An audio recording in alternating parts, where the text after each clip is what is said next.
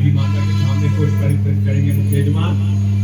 ओम गुरुर्ब्रह्मा गुरुर्विष्णु गुरुरेव महेश्वरः गुरुः साक्षात् परब्रह्म तस्मै श्री गुरुवे नमः। अखण्डमण्डलाकारं व्याप्तं येन चराचरं तत्पदं दर्शितं येन तस्मै श्री गुरुवे नमः। मातृवत्तारित्री च पितृवत्मार्गदर्शिका नमोऽस्तु गुरुसत्तायै श्रद्धा प्रज्ञायुता जया। बोले गायत्री माता की जय, यज्ञ भगवान की जय, वेद भगवान की जय, सत्य सनातन धर्म की जय, परम पूज्य गुरुदेव की जय, वंदनीय माता जी की जय, शांत कुंज हरिद्वार की जय, युग निर्माण योजना मथुरा की जय, जन्मभूमि आवलखेड़ा की जय, दादा गुरु की जय, आज के आनंद की जय। अभी आनंद शुरू होने वाला है, अभी शुरू नहीं। आपके बीच में हम सबको आने का अवसर प्राप्त हुआ, इसके लिए मैं आप सब लोगों का बहुत बहुत आभार व्यक्त करता हूं और परम पूज्य गुरुदेव से प्रार्थना करता हूं कि जो ये धारा बही है यहाँ पर आपके मन में, आपके चित्त में, वो सदा सदा बहती रहे और एक एक कदम बढ़ा करके हम अपने अभीष्ट गंतव्य को प्राप्त कर सकें। इस संसार में जो कुछ भी होता है वो हमारे किए से नहीं होता, करने वाली कोई और शक्ति होती है जो सब कराती है और उसी शक्ति का ये सब कार्यक्रम चल रहा है। ये बहनें जो बैठी हैं सब घर परिवार वाली बहनें हैं, ये कोई साधु संत बहनें नहीं हैं, सब पारिवारिक हैं और अपना घर से ही समय निकाल करके इन कामों के लिए सदैव तत्पर रहती है।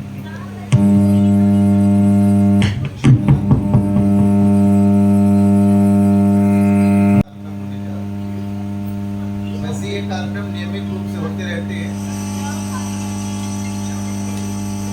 Hello hello hello hello hello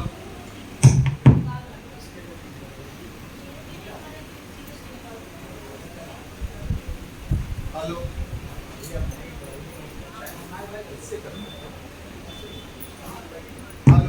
इसको घटित करने वाला कोई और है जिसको हम नियंता कह लें, जिसके हाथ में कठपुतली की डोरें रहती हैं और जब डोर घुमाता है तब कुछ न कुछ संपादित हो जाता है। वो कौन है? उसके बारे में कहा गया पुहुपास पात्रा ऐसा तत्व। वो इतना सूक्ष्म है कि दिखाई नहीं देता, लेकिन उसके कार्य इतने बड़े हैं जो दूर तक दिखाई देते हैं। कहाँ रहता है वो कहते हैं तेरा साईं तुझ। एक बार बस ध्यान करने की जरूरत है। आपके अंदर बैठा हुआ है वो भगवान, आपकी सेवा करता रहता है, आपको सतपथ का अनुगामी बनाता है, आपको अच्छे रास्ते पर चलने के लिए नियमित रूप से प्रेरित करता है।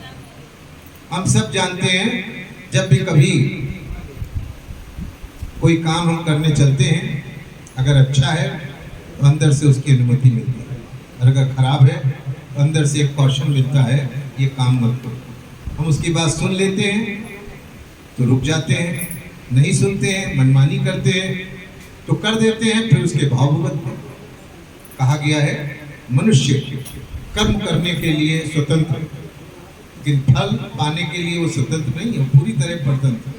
जो कुछ भी हम करते हैं अच्छा बुरा, उन सब का फल हमारे जीवन में मिलता है। कुछ ऐसे होते हैं जिन कर्मों का फल तत्काल मिल जाता है। भूख लगी, भोजन किया, पेट भर गया, तीखा खाने का मन हुआ, मिर्च खा ली, मुंह कड़वा हो गया। ये हमारे कौन से कर्म हैं जिनका तत्काल फल मिल जाता है? कुछ ऐसे होते हैं जिनको हम संचित कर्म कहते हैं। संचित कर्म क्या होते हैं? जैसे आपने एफडी बनवा दी, हम कोई काम करने चले तो जैसे एफडी बन जाती है, वो क्या करती है? ब्याज सहित लौटती है, जितना पैसा हमने दिया उससे बढ़कर। तो अगर हम कोई पूरा काम करते हैं, जब वो पक जाता है तो हमको कैसे कितना मिलता है? ब्याज सहित लौट के आता है। और अच्छा काम करते हैं तो वो भी हमारे जीवन में ब्याज सहित आता है। और तीसरी तरह के कौन से कर्म होते हैं जिनको प्रारब्ध कहा जाता है। प्रारब्ध माने पिछले अनेकों जन्मों के कर्म। और ये इतना आसान नहीं है कि इसको समझ ले कि इस जन्म में कर्म शुरू हुए तो इसी जन्म में फलित हो जाएंगे। इनको फलित होने में कई कई जन्म लग जाते हैं। एक दो नहीं, 100 जन्मों के कर्म 100 जन्मों बाद भी फलित होते हैं। और आप देखिए, कहा जाता है और देखा भी जाता है, बहुत से लोग ऐसा तर्क भी रखते हैं कि ये तो मंदिर के पुजारी थे, हमेशा भगवान के पास रहते थे, कि इनको इतना कष्ट क्यों इस जन्म के नहीं है। उन्हें जाने किन जन्मों के कर्मों को परिशुद्धि है, उसकी परिणति है जो वो इस जन्म में भोग रहे। या कोई व्यक्ति आचरण से बहुत खराब होता है और फिर वो कैसा दिखाई देता है, पूरा फला फूला वो आनंद लूट रहा है। तो क्या है, इस जन्म को नहीं भोग रहा है, वो अपने पिछले तमाम जन्मों में किए हुए कर्मों को भोग रहा है। और इसी दुनिया में हम सब घूमते रहते हैं। हम लोग यात्री हैं, बस अपनी गाड़ी से चल करके आए हैं, यहाँ कितनी देर रुकेंगे, 3 घंटे रुकेंगे, इसके बाद चले जाएंगे। लेकिन इस संसार में भी हम यात्री बन के आए हैं। कितने दिन रुकेंगे, कोई 50 साल, कोई 60 साल, कोई 70 साल, कोई 80 साल, कोई 90 साल, उसके बाद चले जाएंगे। ये बात हम सबको याद रखनी चाहिए।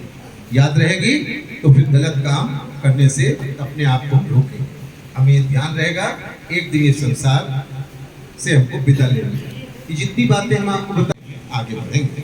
हमें यह भी विश्वास है, यहाँ पर जो रोगी भर्ती हैं, गायत्री मंत्र की महिमा इस समय उसका गुणगान वैज्ञानिक लोग भी कर रहे हैं।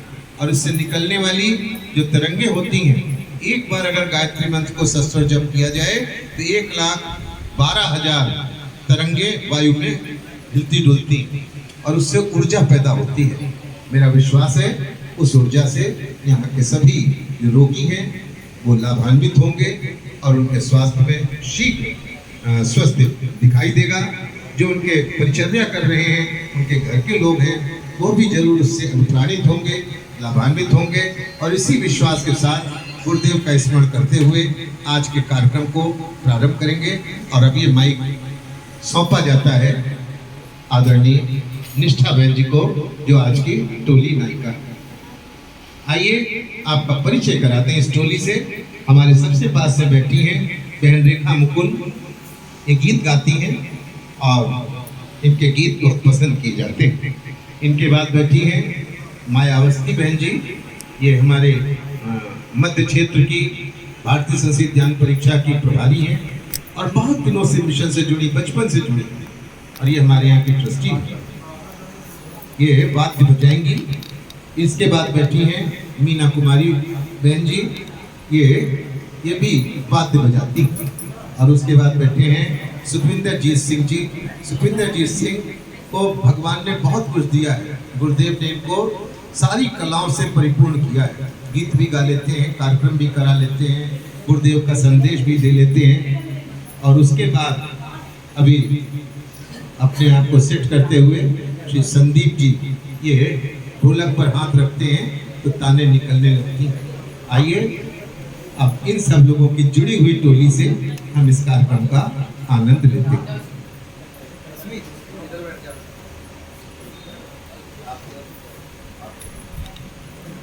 एक छोटा सा निवेदन रहेगा। हमारे बीच में आई हुई जो टोली है, सभी साधक हैं और यहाँ पर आके हम सबके बीच में एक दिव्य वातावरण निर्मित करने जा रहे हैं। उससे पहले परम पूज्य गुरुदेव का दिव्य संरक्षण सभी को प्राप्त हो, ये भाव से तिलक करेंगे हमारे बीच जो पूरे इस टोली के नायक हैं आदरणीय ज्ञान किशोर जी, और सभी बहनों का तिलक हमारी बहन करेंगी। ओम स्वस्ति न इंद्रो वृद्धसभाः, स्वस्ति नः पूषा विश्ववेदाः, स्वस्ति नस्तारक्षो अरिष्टनेमि, स्वस्ति नो बृहस्पतिर्दधातु। ओम चंद्रस्य मात्पुण्यं पवित्रं पापनाशनम्, आपदां हरते नित्यं लक्ष्मीस्तिष्ठति सर्वदा। ओम चंद्रस्य मात्पुण्यं पवित्रं पापनाशनम्, आपदां हरते नित्यं लक्ष्मीस्तिष्ठति सर्वदा। ओम भूर्भुवः स्वः तत्सवितुर्वरेण्यं, भर्गो देवस्य धीमहि धियो यो नः प्रचोदयात्।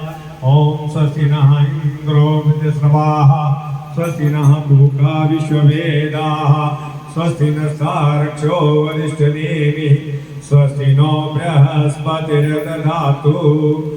ओम मंगलम भगवान विष्णु मंगलम गरुड़ध्वजा मंगलम पुंडरीकाक्षो हमारे आदरणीय भाई साहब और धनपाल फौजी जी का भी तिलक करें, जिनके माध्यम से पूरा कार्यक्रम यहाँ पर संचालित हो रहा है। और आप पति पत्नी एक दूसरे का तिलक स्वयं करें, ये भी एक सौभाग्य प्राप्त होगा ईच अदर, है ना, जैसे मेड फॉर ईच अदर। तो ये अपने आप को ऊंचा उठाने की प्रक्रिया है कि जब पति पत्नी एक दूसरे का सम्मान करते हैं तो और ऊंचाई होता है। ओम एक दूसरे को तिलक करेंगे। ओम चंदनस्य महत् पुण्यम पवित्रम पापनाशनम। तक सब तिलक ठीक से गोल रहे बस। हाँ अच्छा, बोले गायत्री माता की। इसी के साथ अब हम आगे का संचालन आदरणीय बहन जी के हाथों में सौंपते हैं।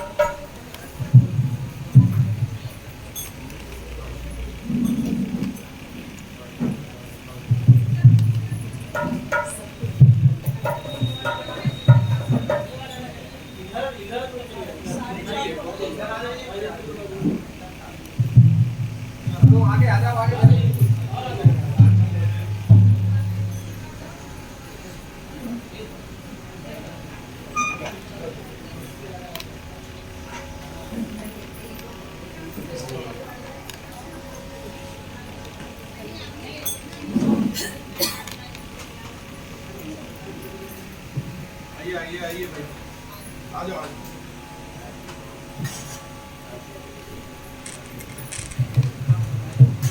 नाए धोए क्या हुआ, नाए धोए क्या हुआ, जो मन मैल न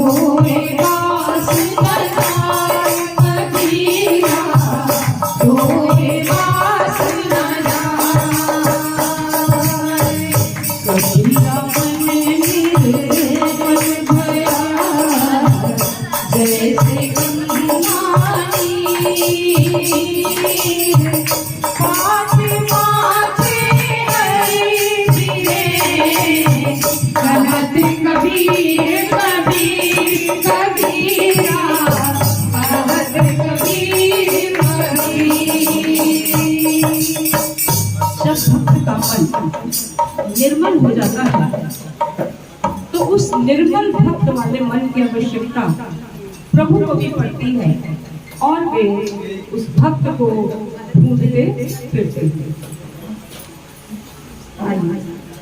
अगली क्रिया करती हूँ कलश पूजन की।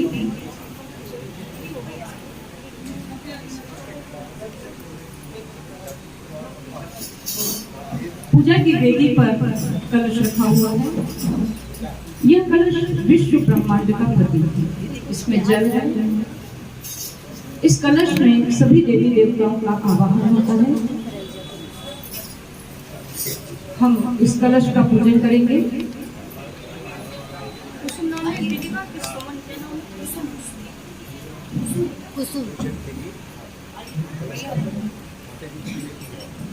प्रतिनिधि के रूप में यहाँ कलश का पूजन किया जा रहा है और कुसुम बहन जी उसमें मदद कर रही हैं। कलश पूजन में।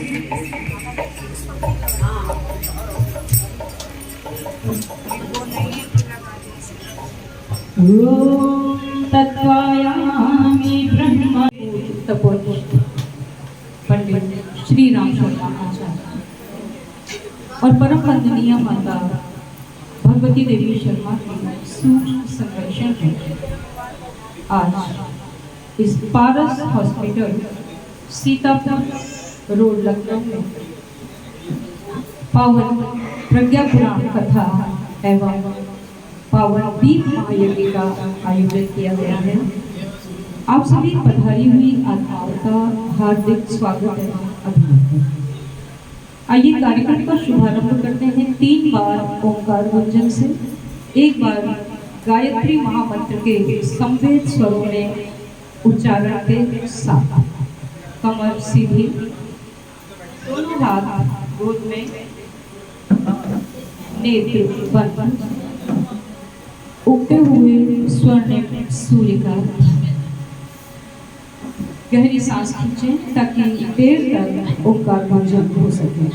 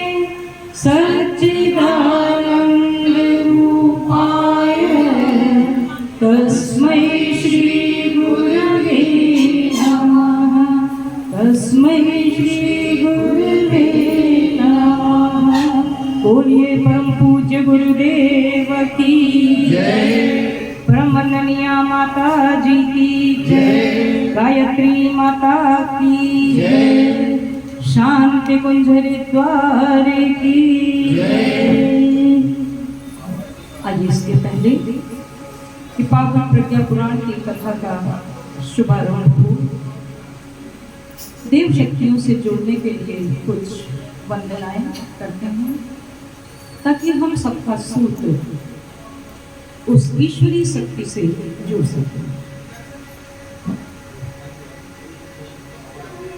भवानी शंकर वंदे श्रद्धा विश्वास रूपिणो याभ्यां विना न पश्यन्ति सिद्धा स्वान्तः स्थमीश्वरम्।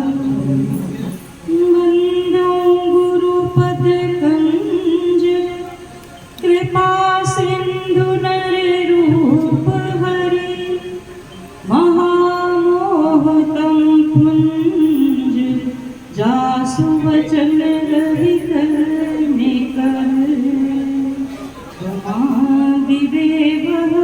पुरुषः पुराणः तमस्य विश्वस्य परं निधानम् वेदासि वेद्यं च परं च धाम त्वया तद्विश्वमनन्तरूपं त्वया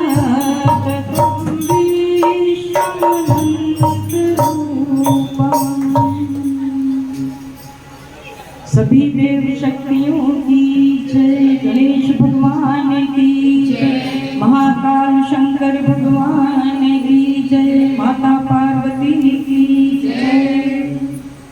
पवित्रीकरण के लिए बहन हाथ में कलश लिए हुए हैं। सभी के ऊपर अभिषेक जल की कुछ बूंदें छिड़की जाएंगी। उन बूंदों के साथ आप भावना करेंगे कि हम अंदर बाहर से पवित्र हो रहे हैं। स्नान से शारीरिक स्वच्छता तो हो जाती है, किंतु देव दरबार में प्रवेश करने के लिए आंतरिक पवित्रता की आवश्यकता भी होती है। अन्यथा हमारी स्थिति उस मछली की भांति होती है जो जीवन भर गंगा जल में पड़ी रहने के बावजूद दुर्गंध देती है। आइए नेत्र बंद करें और अभिषेचित अभिमंत्रित बूंदों के स्पर्श से पावनता का अनुभव करें। ओम पवित्रः पवित्रो वा सर्वावस्थांगतोऽपि वा यः स्मरेत् पुण्डरीकाक्षं सबाह्याभ्यन्तरः शुचिः।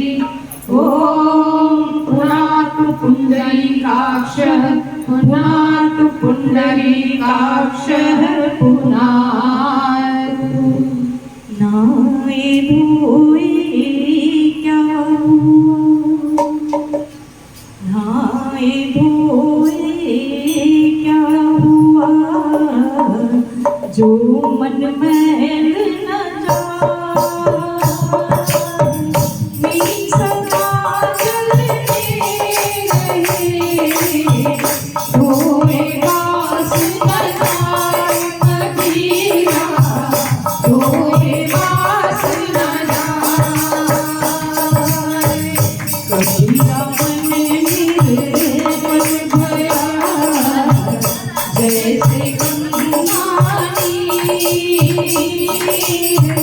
पाँच पाँचे हरि फिरे, कहत कबीर कबीर कबीरा, कहत कबीर कबीर।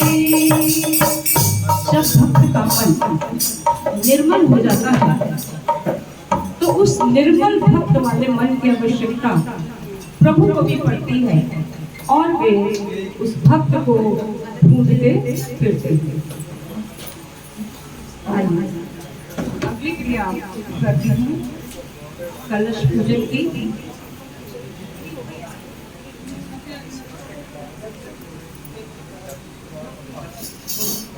पूजा की वेदी पर कलश रखा हुआ है।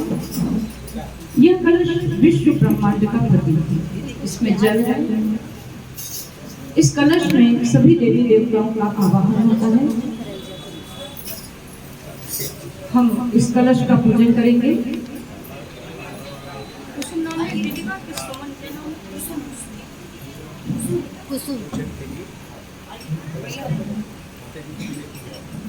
प्रतिनिधि के रूप में यहाँ कलश का पूजन किया जा रहा है और कुसुम बहन जी उसमें मदद कर रही हैं कलश पूजन में।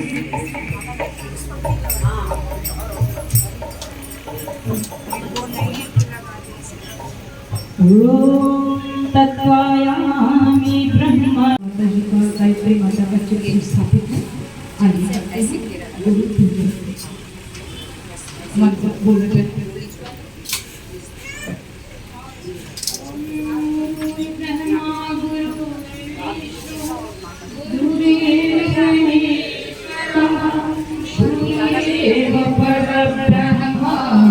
तस्मै श्री गुरवे नमः। अखंड मंडलाकारं व्याप्तं येन चराचरं तत्पदं दर्शितं येन तस्मै श्री गुरवे नमः।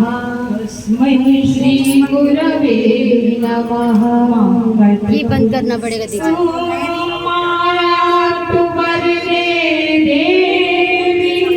प्रक्षरे ब्रह्मवादिनी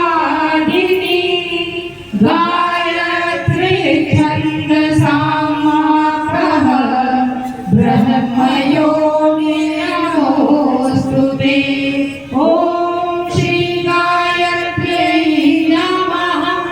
आवाहयामि स्थापयामि ध्यायामि ततो नमस्कारं करोमि। गणेश भगवान का पूजन, माँ लक्ष्मी का पूजन।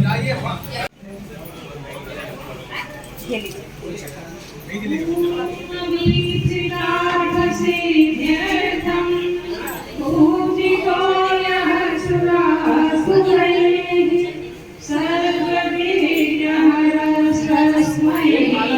गणाधिपतये नमः। शिवे सर्वार्थसाधिके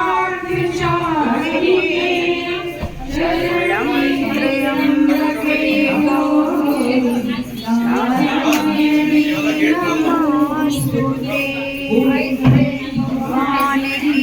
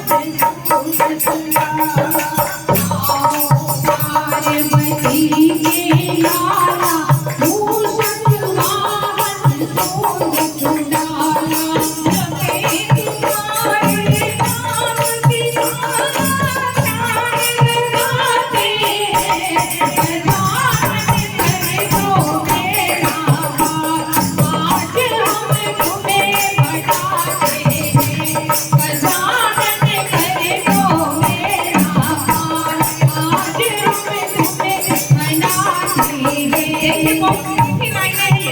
गजानन कर दो बेड़ा पार, आज हम तुम्हें बताते हैं।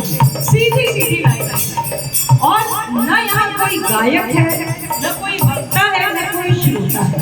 हम सब भगवान गणेश के भक्त हैं। आइए मिलकर गाते हैं, सभी लोग ताली बजाएं। कोई किसी भी पद पर हो, सारे अहंकार को त्याग कर मिलकर गाएं।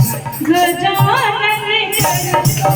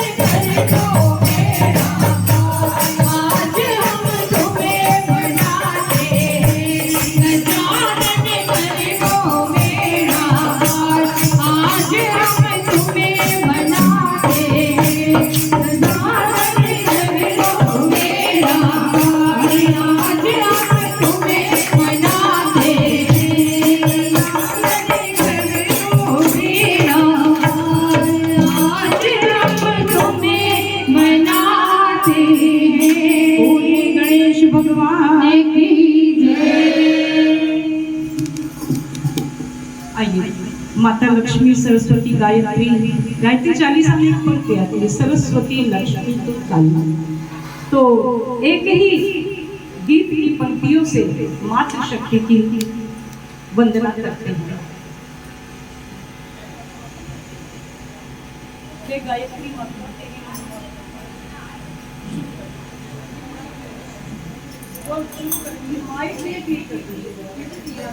इसको आप कनेक्ट करने पर लीड नहीं करा सिस्टम में।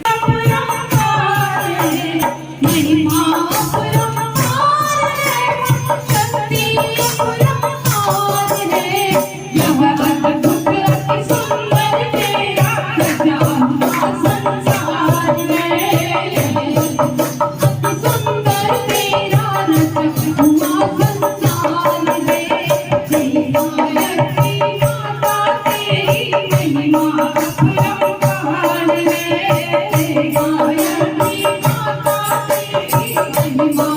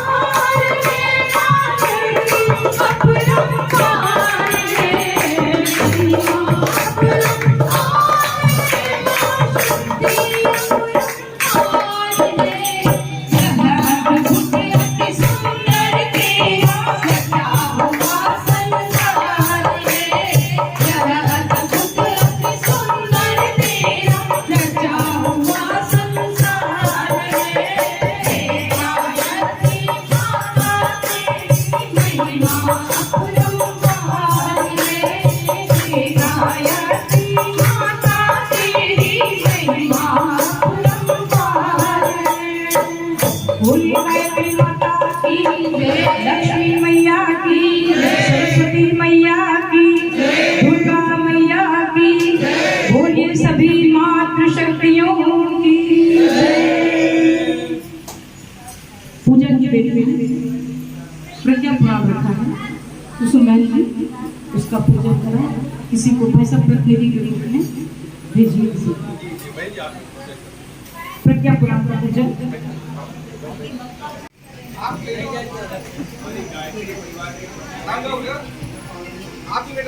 प्रज्ञा पुराण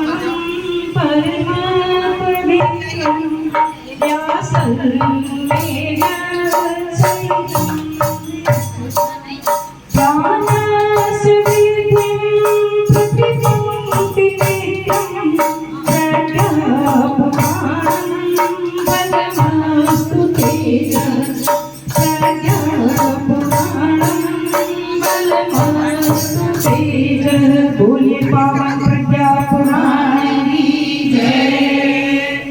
सभी देव शक्तियों का हमने आवाहन किया। अब पंचोपचार पूजन के माध्यम से हम सभी देव, आप सभी बोले भाव में स्थित हो, ओम हाथ जोड़ लें और बोले भावना पूर्वक पूजन करें। ओम सर्वेभ्यो देवेभ्यो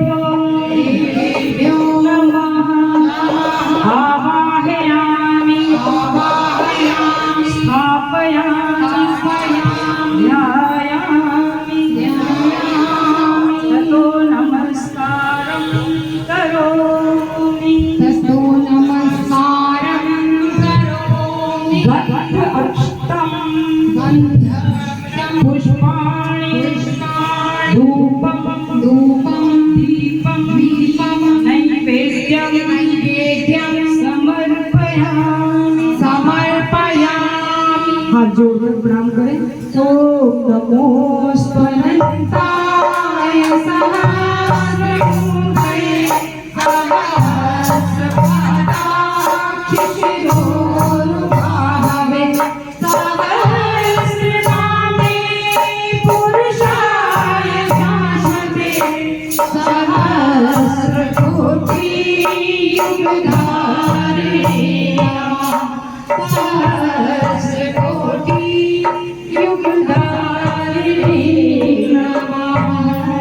बोलिए सभी देव शक्तियों की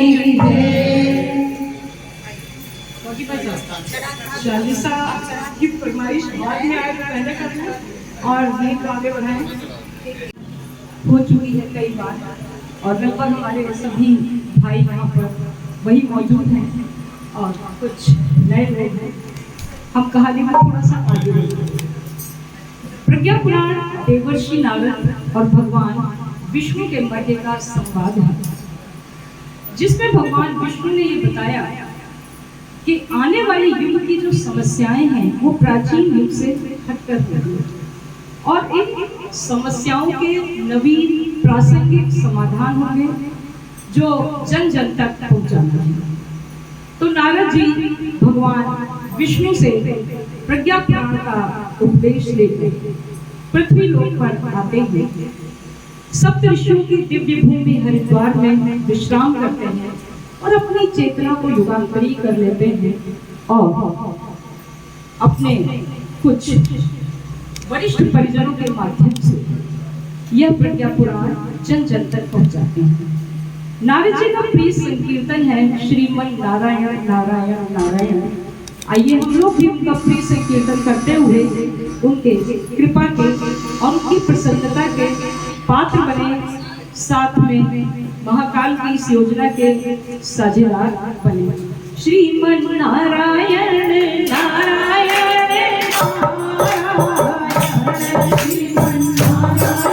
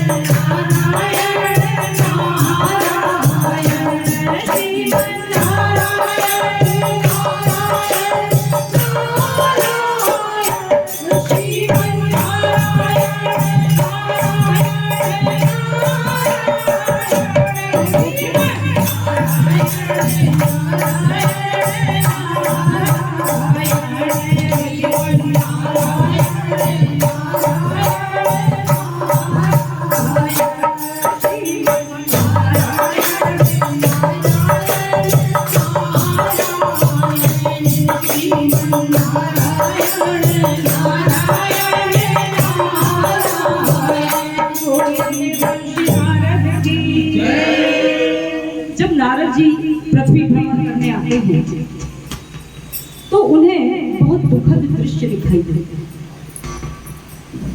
उन्हें दिखाई देता है कि पारिवारिक व्यवस्थाएं छिन्न भिन्न होती जा रही है। भारतवर्ष की जिस पारिवारिक व्यवस्था की चर्चा पूरे विश्व में होती है, जहाँ के उदाहरण अनुकरणीय हैं, यहाँ की पारिवारिक व्यवस्था भी छिन्न भिन्न हो रही है। वृद्धों की दशा बुरी है।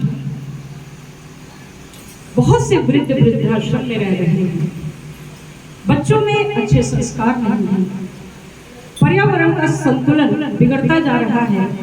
मनुष्य का चिंतन उल्टा हो गया है। हम विदेशी शासन से आजाद हुए हैं, लेकिन मानसिक रूप से आज भी गुलाम हैं और उनके उपनिवेश बने हुए हैं। विदेशी हमारे मन मस्तिष्क पर शासन कर रहे हैं।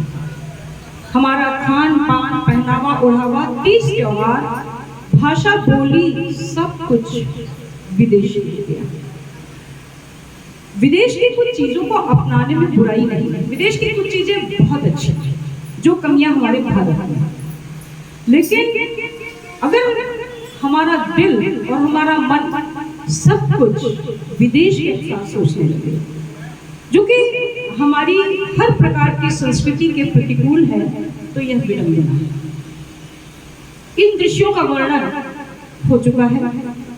भगवान विष्णु के पास जाकर नारद जी बहुत दुखी होते हैं और बताते हैं कि हे प्रभु, आज की दुनिया विचित्र नवीन और प्रकृति पर सर्वत्र है विजयी पुरुष आसीन। है बंधे नर के करों में वारी विद्युत भाप, हुक्म पर चढ़ता उतरता है पवन का ताप। है नहीं बाकी कहीं व्यवधान, लांग सकता नर सरित गिरि सिंधु एक समान। शीश पर आदेश कर अवधार्य, प्रकृति के सब तत्व करते हैं मनुष्य के कार्य। हे प्रभु, इस वैज्ञानिक प्रगति में तो नहीं कोई बुराई है, किंतु संस्कारों का जो ह्रास हो रहा है, जो क्षरण हो रहा है, वह एक बहुत बड़ी समस्या है। जिधर दृष्टि उठाकर देखा जाए पृथ्वी लोक पर सिर्फ और सिर्फ समस्याएं ही समस्याएं दृष्टिगोचर हो रही हैं। तो प्रभु, आपने श्रीमद् भगवद गीता में कहा था कि यदा यदा हि धर्मस्य ग्लानिर्भवति भारत अभ्युत्थानम् धर्मस्य तदात्मानं सृजाम्यहम्। जब जब हो ही धर्म की हानि, पारहि असुर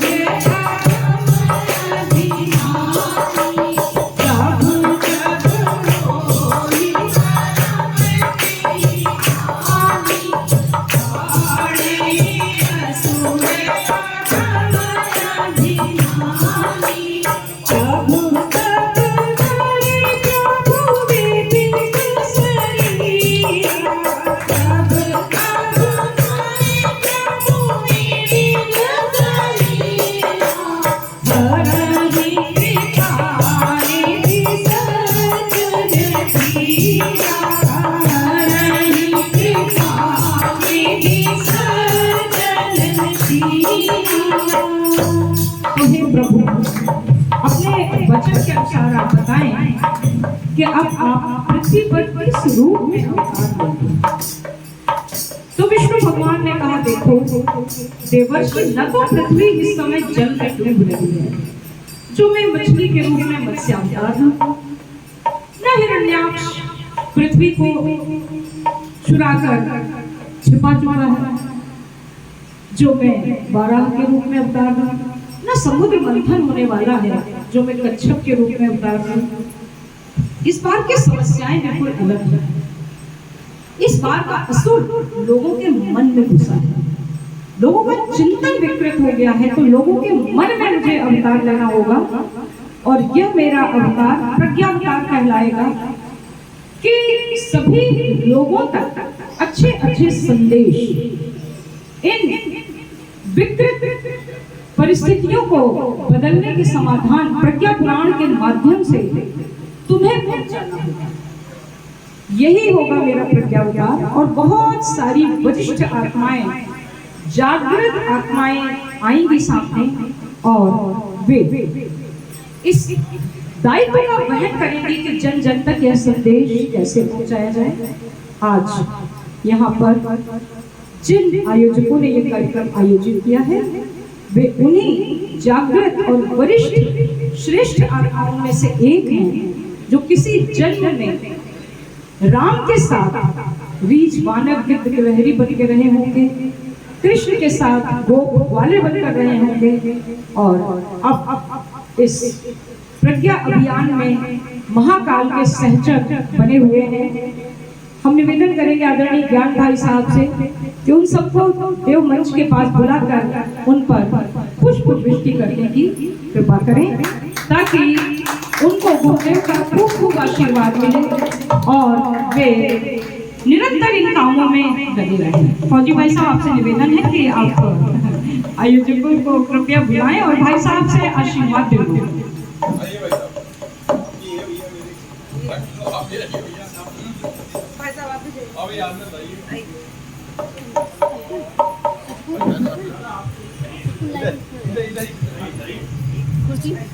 ये सभी महाजन मंच ताकि रोग शोकों से दूर रहे। हमारे जो भाई यहाँ खड़े हैं अगर ये सब तकनीक आए हो तो अपनी सहधर्मिणी को भी यहाँ पर अवश्य बुला लें। हम तो पहचानते नहीं किसी को, क्योंकि कोई भी कार्य लोग अकेले नहीं कर सकते हैं। भाई लोगों को जिस कार्य का श्रेय मिलता है उसमें नींव की ईंटों का काम जो बहनें हैं या जो घर के सदस्य हैं, महिला सदस्य हैं, वो करते हैं। पुष्प वृष्टि होने जा रही है। जब जब धरती पर कोई मांगलिक कार्य होता है तो रामचरितमानस में आपने पढ़ा होगा कि देवता फूलों की बरसात करते हैं। तो आज इनके ऊपर ओम भूर्भुवः स्वाहा तत्सवितुर्वरेण्यं भर्गो देवस्य धीमहि धियो यो नः प्रचोदयात्। ओम त्र्यंबकं यजामहे सुगन्धिं पुष्टिवर्धनं उर्वारुकमिव बन्धनात्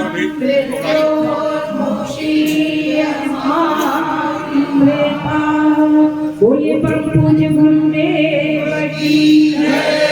सभी लोग अपना स्थान ग्रहण कर लें। ये सभी लोग अपने सुख आराम छोड़ते हैं और